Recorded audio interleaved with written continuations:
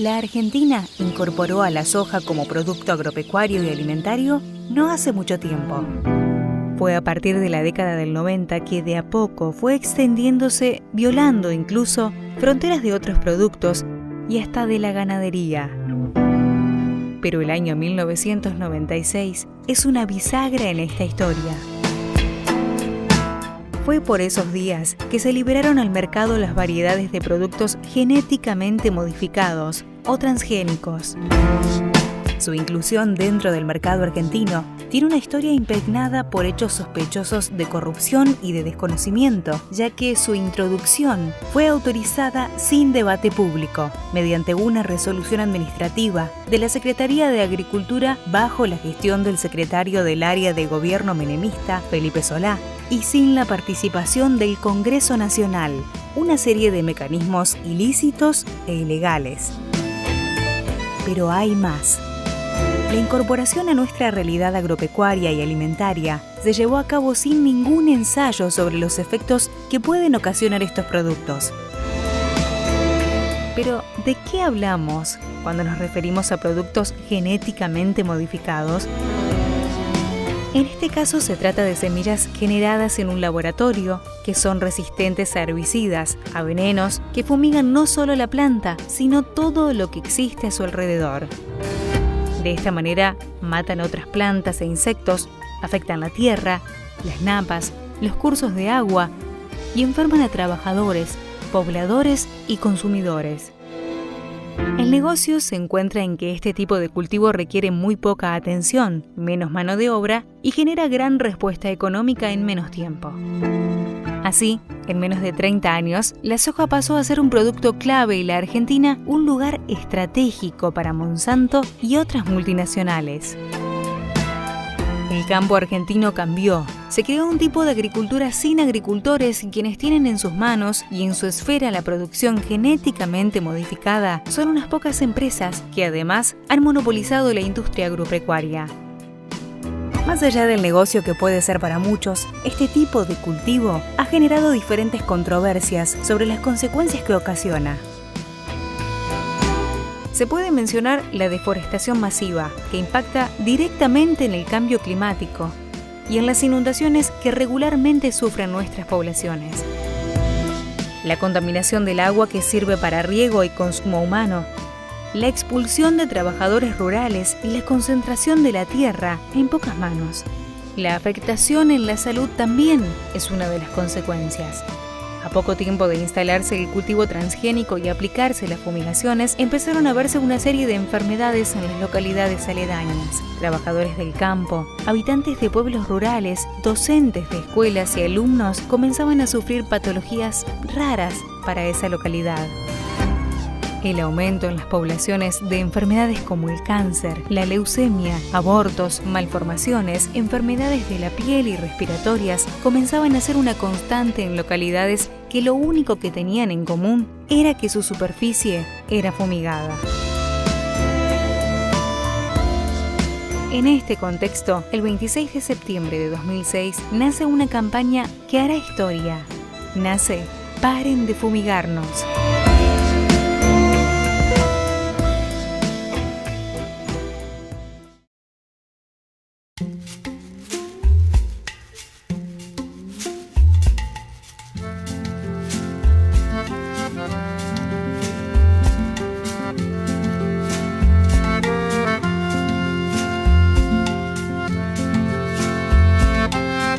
El grupo Paren de Fumigar en realidad parte de una vieja idea que ya venía trabajando el Centro de Protección de la Naturaleza casi desde sus orígenes, que era tratar de unir la cuestión de los agrotóxicos, en este caso, ¿no?, con la cuestión de la alimentación. Esas eran las cuestiones que primero se hablaban. Desde el 2000, 2001 veníamos viendo todas las modificaciones que se estaban produciendo en el campo argentino a partir del monocultivo de la soja y los impactos que estaban ocurriendo a nivel del ambiente y estaban comenzando a aparecer los impactos en la salud de la gente.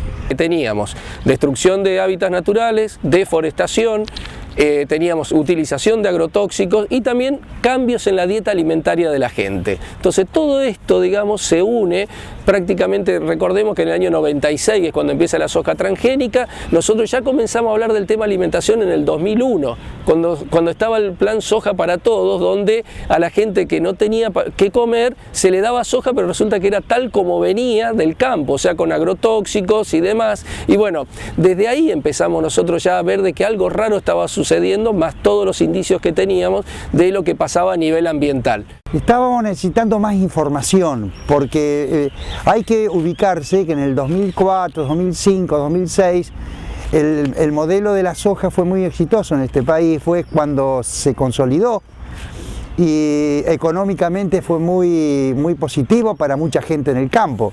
Entonces hablar del modelo de la soja era complicado. Llegamos a la conclusión de que el modelo de la soja estaba produciendo un fuerte impacto en el ambiente y en la salud y había que salir a denunciarlo.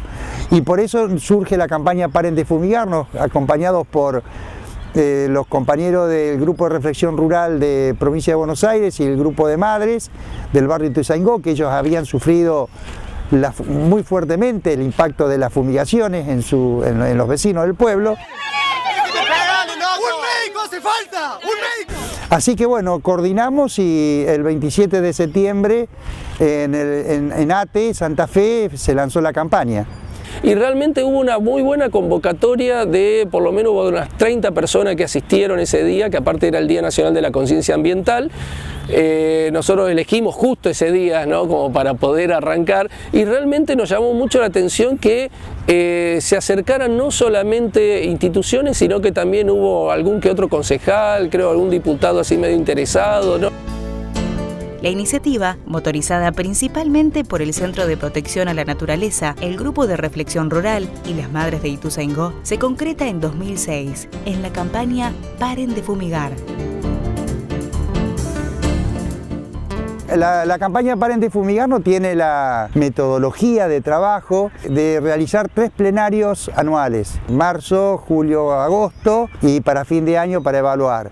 Son asambleas de vecinos y de representantes de organizaciones que van, y de la multisectorial. Es totalmente horizontal, no hay estructura, digamos, de mando, no tenemos nada de eso. Se discute todo, se debate todo. El primer plenario del Paren de Fumigarnos se hizo en San Justo. Antes nos llamábamos Paren de Fumigar, y en ese año, el 2008, si no recuerdo mal, se hizo ese plenario, y ahí por lo menos decidimos entre todos ponerle el nombre Paren de Fumigarnos, así lo personalizamos en la primera persona del plural, el nos, que estamos todos afectados, y eso también creo que identifica a la campaña nuestra a nivel de la provincia. Todos estos encuentros que fuimos haciendo la campaña Paren de Fumigarnos en toda la provincia, por ejemplo, donde fuimos sumando una mayor cantidad de gente, en especial en el centro norte de la provincia. Se han sumado gremios a esto, gremios que empiezan a ver que aún para la cuestión laboral de ellos es un problema. Hoy cuando hablamos de escuelas fumigadas estamos hablando de docentes y niños fumigados. Y hoy a nivel provincial nosotros hablamos de que la campaña Paren de Fumigarnos está presente en más de 50, 60, 70 pueblos, con grupos de vecinos autoconvocados, con grupos de organizaciones sociales, a partir de los gremios, a partir de la multisectorial Paren de Fumigarnos. Eso fue muy importante porque permitió de que lleguemos a muchísimos lugares donde era difícil llegar.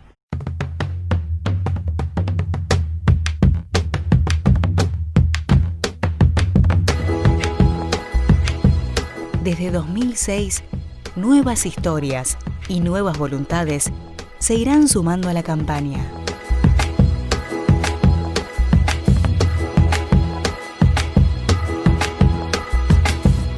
Mi nombre es Laura Arévalo, hace 10 años que soy vecina autoconvocada de la ciudad de Totoras y perteneciente a la campaña Paren de Fumigarnos. Hola, yo soy Miguel Ángel Alfaro, pertenezco al Centro Ecologista Renacer de Villa Constitución, y desde el 2006 estamos en la campaña Paren de Fumigarnos. Soy Milagros Moreira de Suardi y pertenezco al Paren de Fumigarnos. Yo soy Teresa Suárez, integramos el Foro Santafesino por la Salud y el Ambiente en la campaña Paren de Fumigarnos. Yo soy Horacio Briñones, soy de María Juana, integro a la campaña Paren de Fumigarnos hace unos 10 años más o menos. Mi nombre es Valeria Berro, soy parte de Capibara Naturaleza, Derecho y Sociedad y nosotros pertenecemos a la campaña Paren de Fumigarnos. Soy de los vecinos autoconvocados de Ercilia, trabajamos en conjunto con los vecinos autoconvocados de Ceres, Ercilia, Arrufó y Suardi, formando una pequeña multisectorial regional y en conjunto los 4 pueblos pertenecemos al Paren de Fumigarnos. Soy Alejandro Cimbrón, pertenezco al Foro Santafesino por la Salud y el Ambiente y pertenezco al Paren de Fumigar. Soy Roberto Sacchi, habitante de San José de la Esquina y pertenezco al Paren de Fumigar. Facundo Viola, vecinos autoconvocados de Arroyo Leyes. Formamos parte de Paren de Fumigarnos Santa Fe, sí, activamente. Soy Patricio Acuña, de la organización Muyuki, de la ciudad de San Justo, de la provincia de Santa Fe, y somos parte activa desde los comienzos de la campaña Paren de Fumigarnos. Yo soy Luis Carreras, miembro del Centro de Protección a la Naturaleza. Yo soy Daniel Romano de San Lorenzo, de la Comisión Regional de Derechos Humanos y pertenezco actualmente también a la campaña Paren de Fumigarnos. Soy Domingo Raúl Rodríguez, estoy en la campaña Paren de Fumigarnos. Mi nombre es Jeremías Chauque, soy de Desvío a la Raíz y pertenezco al movimiento colectivo Paren de Fumigarnos. Soy Paulina Riera, presidenta de ADESI, Asociación Defensa del Ciudadano, una ONG que integra la campaña Paren de Fumigarnos. Mi nombre es Alcide Giglione y soy integrante del Grupo Ecologista Génesis e integro la campaña Paren de Fumigarnos. Bueno, yo soy Carlos Manesi, presidente del Centro de Protección a la Naturaleza, aquí. Yo pertenezco a una organización que se llama Muyuki, que es una voz quechua que quiere decir juntarse, agrupar fuerzas, energías, para luego expandirse. Y bueno, y nació hace más de 10 años, justamente al calor de las actividades contra las fumigaciones, con agrotóxicos, y recurrimos a gente ya con experiencia. ¿A quién recurrimos? Al Centro de Protección a la Naturaleza de la ciudad de Santa Fe. Fueron con películas, con ideas, propuestas. En un momento se dijo, bueno, ¿qué podemos hacer nosotros? Organizarse. Y nosotros nos organizamos y conformamos esta organización no gubernamental, Muyuki, que empezamos y la gente en la localidad, San Justo tiene unos 25.000 habitantes, nos identifica perfectamente que estamos contra los agrotóxicos y bueno, y ganamos algunos enemigos, por supuesto. Totoras, como ustedes podrán observar, es igual a tantas ciudades rurales de la provincia de Santa Fe. Como ustedes podrán ver, atrás mío hay un campo de soja. Por supuesto que se fumiga y aquí donde estamos en este momento es un paseo muy lindo, muy arbolado. La gente camina, por las tardes viene a tomar mate, viene a jugar con sus niños pequeños, pero frente, como ustedes podrán observar, están las fumigaciones. Nosotros iniciamos nuestra participación en la campaña Paren de Fumigarnos allá por el 2007-2008, cuando empezamos a detectar en nuestro pueblo, yo personalmente, por un galpón donde guardaban agrotóxicos y una máquina fumigadora al lado de mi casa, se nos secaban las plantas, mi mamá se enfermó, empezamos a averiguar. Esa misma situación que nos pasaba a nosotros le pasaba a otros vecinos donde había otra máquina fumigadora. Y ahí empezó, bueno, la primera asamblea del pueblo con más o menos 50, 60 personas preocupadas por esta situación que empezábamos a descubrir. Ahí fuimos a San Justo, a un plenario, y empezamos a informarnos. Después del Centro de Protección a la Naturaleza nos visitaron en Ercilia, y así empezamos a desandar un camino para, bueno, eliminar de nuestro pueblo toda la circulación de máquinas fumigadoras, la guarda de máquinas fumigadoras y los depósitos de agrotóxicos, que bueno, actualmente no hay ninguno. María Juana tiene el mismo problema que tienen todos los pueblos de la Pampa Sojera. Lo que pasa es que probablemente tenga muchos problemas juntos, todos amontonados. Tenemos plantas de acopio dentro del pueblo, tenemos los camiones que se dirigen a esas plantas con toda su carga esparciéndose por el aire, tenemos fumigaciones a 100 metros. Grave problemática en Suardi es sobre la contaminación de 3 cerealeras que están en el centro de la ciudad de Suardi. Yo me involucro en esta lucha por temas de alergia respiratoria, que cada año se me hace más complicado, entonces caigo un día enferma con alergia y veo en las redes sociales un debate sobre esta problemática. No sé si esos días había alguna otra gente enferma, justo que se desató un debate en las redes sociales, entonces de ahí que hice contactos, nos reunimos por primera vez unos vecinos autoconvocados el 22 de junio del 2015, de ahí que hasta el día de hoy no paramos y seguimos en la lucha. Se han hecho denuncias porque encontramos en una de las cerealeras contenedores de fósforo de aluminio, cual sabemos que este agrotóxico es muy alto en toxicidad y ha provocado muertes a camioneros como también a ciudadanos. Hicimos denuncias policiales, cual duermen tal vez en algún escritorio, pero bueno, nosotros seguimos haciendo bulla, haciendo charlas. En mi ciudad nunca se tocó este tema, se están enterando y tratando de involucrar. Hay temor, pero bueno, eso es lo que queremos, romper ese miedo. Yo soy de Estación Díaz, soy delegado provincial de la agricultura familiar junto a otro compañero del norte.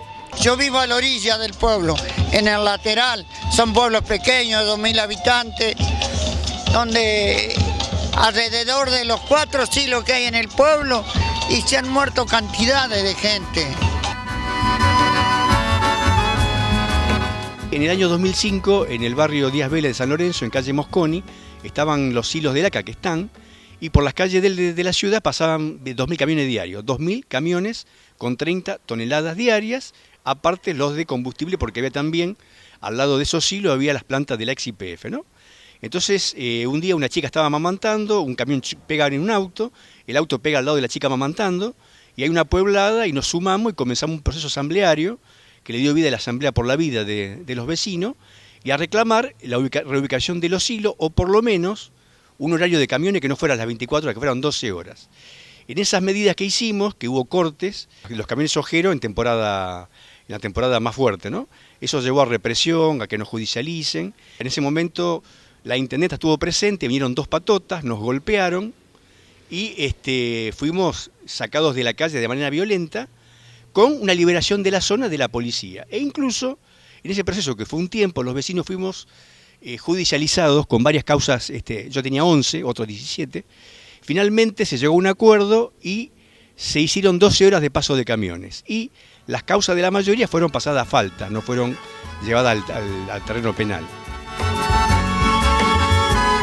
Hace 3 años, esa hermosa población a 100 kilómetros de Rosario, 7.000 habitantes, casi el corazón sojero de la provincia de Santa Fe, a las 6 de la mañana de un 14 de febrero, o no, un 6 de febrero, un camión tanque procedente de Atanor, Río Tercero, volcó sobre ruta 92 en la entrada del pueblo y derramó toda su carga, casi 18.000 litros de 2,4-D que iban a Atanor San Nicolás para fraccionarlo. Así que iban a estado de gran pureza. El derrame fue a las 6 de la mañana y recién se lo pudo contener al mediodía. Esta demora hizo que por canales naturales y los otros el derrame llegara al río Carcaraña. De manera que hay 2 problemas. El del derrame sobre una banquina en la entrada del pueblo, que lo sufrió toda la población cercana a la zona, y la contaminación del río Carcaraña, Y el río Carcarañá es un tributario del Gran Paraná. Por eso no es nada raro que en nuestro río Paraná haya glifosato, entre otras cosas. Vengo del barrio Malvina de Rosario. Y en ese grupo, bueno, la lucha de todos los vecinos es ya de larga data.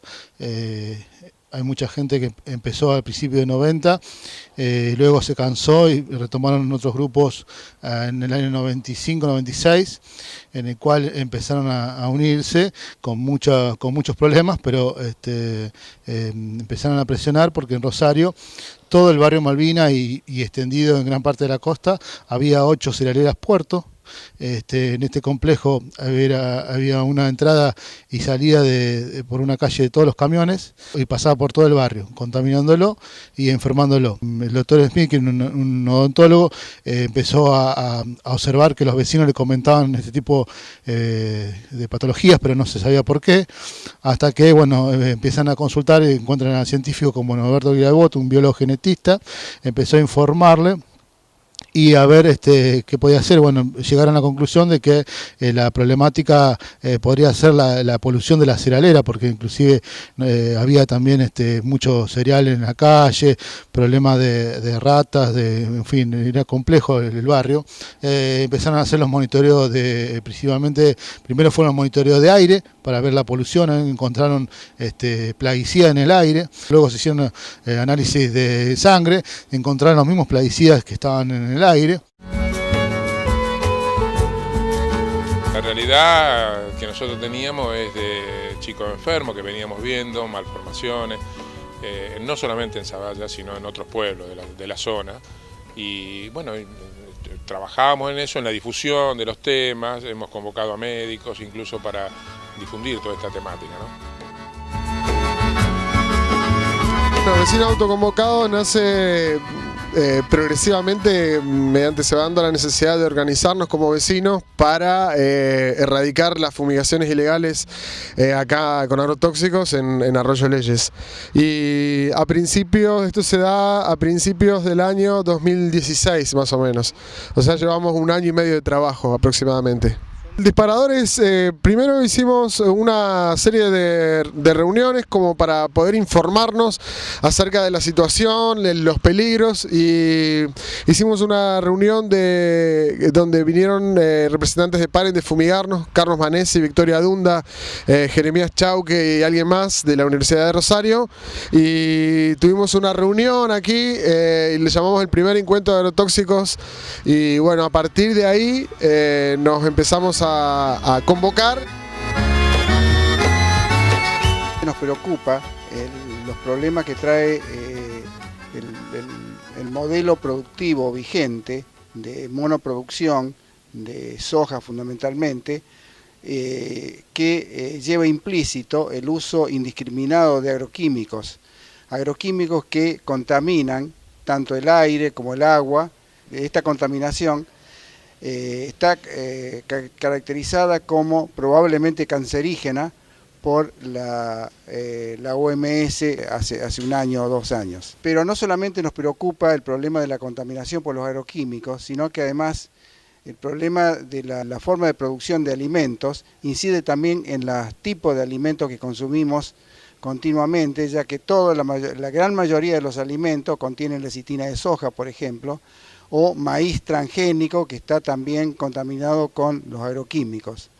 Y también contrae incluido un problema social, que es la erradicación de la población campesina, que desde hace los últimos 20 años el campo se ha visto totalmente despoblado debido a este modelo, dado que está probado que 500 hectáreas de soja se atienden en promedio, digamos, con un trabajador, cuando antes había tambos y chacras donde trabajaba gran cantidad de familias agrícolas que ahora han pasado a engrosar las periferias de las ciudades en las mal llamadas villas miserias o barrios periféricos. Hemos dado charlas en la escuela, se realizaron 2 encuentros de educación ambiental con mucha participación de docentes estudiantes, de docentes, alumnos, y después también surgía en todos los encuentros, las charlas y demás. Bueno, ¿y entonces qué? Nos preguntaban. Y si no, si hay 500 metros, 800 metros sin fumigar, ¿qué? Y como que nosotros, que no éramos propietarios de esos 800 metros de tierra, teníamos que indicarle a los que eran propietarios qué tenían que hacer. Entonces, pero bueno, tanto se insistió con eso que decimos, bueno, que se haga agroecología, que se haga producir, no es obligatorio producir con agrotóxicos. Y nadie se entusiasmaba mucho, vamos a decir la verdad. Entonces terminamos armando una cooperativa de trabajo, La Tierra Sin Mal, para hacer una huerta agroecológica, o sea, sin fumigarlas con agrotóxicos, todos con biofertilizantes, biofungicidas y demás, que mostramos que era posible, que se puede, hasta una renta se saca de ahí y se come muy sano y muy rico. En Totora se logró, mediante ordenanza, hacer la protección de 100 metros. Si bien en la ordenanza se establece que no se puede fumigar sobre espacios públicos, como este, por ejemplo, que ustedes están observando, o los clubes, o las escuelas rurales, o sobre el lecho de los humedales, que por cierto Totoras tiene, en este momento lamentablemente eso de la ordenanza no se cumple. Descubrimos el impacto que tenían las fumigaciones de los campos cercanos, sobre todo por los aviones que sobrevolaban en algunas partes de nuestro pueblo. Iniciamos un proyecto de ordenanza que hoy está vigente en Ercilia con 800 metros libres de fumigaciones. Y a partir del año 2015, bueno, a partir de ese entonces empezamos a adentrarnos y a ver, bueno, si no se puede fumigar, es cierto que las tierras quedan ociosas, que no se puede hacer nada. Y entonces nos adentramos junto con la campaña y con otras organizaciones, empezamos a descubrir el mundo de la agroecología, de la producción orgánica, de la biodinámica, y descubrimos que, bueno, en Argentina hay más de 4 millones de hectáreas que se producen sin usar un gramo de agroquímico ni fertilizante químico. Entonces empezamos a trabajar en una propuesta de ordenanza que nos permita acompañar a los productores que estaban dentro de los 800 metros para hacer la reconversión a la agroecología. Esa ordenanza fue sancionada el 1 de septiembre del 2015. A partir de esa ordenanza se crea un equipo de promoción de la agroecología que está, bueno, hoy participando la Asociación para el Desarrollo Regional de Ceres y de Ercilia, el INTA, el ProHuerta, la Agricultura Familiar, los vecinos autoconvocados de Ercilia y de Ceres y un representante coordinador de la comuna local. Hemos armado en conjunto una propuesta integral de trabajo agroecológico que tiene como una de las patas un vivero de servicios integrales agroecológicos, que está en su etapa de inicio, la consecución de herramientas para los productores de la agricultura familiar o los pequeños productores o los productores del periurbano, bueno, el trabajo con la semilla, el trabajo con la diversificación de la producción. Bueno, estamos en esta etapa de trabajo empezando a consolidar lo que es un periurbano de nuestro pueblo libre de agroquímicos. Lo único que pudimos lograr hace un par de años es que no se fumiga con avión. Pero todos los demás temas siguen, ya te digo, es muy alto, hay un montón de enfermedades, muchas agudas, pero lo que más nos preocupa es el tema de los cánceres. Es decir, son enfermedades que en algunos casos son mortales, en otros no son mortales, pero dejan secuelas muy graves, son tratamientos muy cruentos, bueno, todo lo que ya sabemos. Se lograron por esa asamblea, por ejemplo, que no le den soja a los chicos en los comedores escolares, que no se quemen transformadores con PCB en la zona donde vive la gente, que no avancen algunas empresas sobre el río. O sea, digamos que se motorizó una cierta participación en la zona más difícil del país, porque están todos los grupos monopólicos, están en San Lorenzo y Puerto, y donde la población está educada en que hay que cambiar trabajo por salud. En ese marco igual logramos algunas cosas y se lograron desde la sociedad civil, desde la participación. Se inició un juicio hacia la cerealera en sí y luego a la municipalidad, porque la municipalidad no controlaba o se ponía a favor de ello. En fin, bueno, el juicio siguió terminó en diciembre del año pasado, después de más de 10 años de presentación, que son 180 familias que fueron a juicio, algunas de ellas han fallecido. Y bueno, en el barrio hubo un problema grave de enfermedades que hubo y que bueno, que ahora han bajado, pero hubo muchos casos de cáncer, malformaciones, bueno, se veían todos estos problemas seguidos. Con la unión de los vecinos se pudo avanzar en ese ítem y bueno, llegamos a que los políticos tuvieron que presionar para reubicar las cerealeras y sacarla. En esos terrenos eran terrenos fiscales, eran terrenos públicos. Inclusive la cerealera ahí no deberían estar porque el plan regulador lo exigía que estuvieran en el sur de Rosario. Entonces, bueno, todo eso confluyó para poder liberar todas las cerealeras. La última que quedaba, que bueno, que lo terminó sacando por una acordada entre la Corte Suprema de Justicia de Nación, presentaciones de Giustiniani en el Congreso, ha hecho que bueno, que la última cerealera de servicio portuario dejara de funcionar ahí. En lo que respecta a Zavalla, nosotros logramos, junto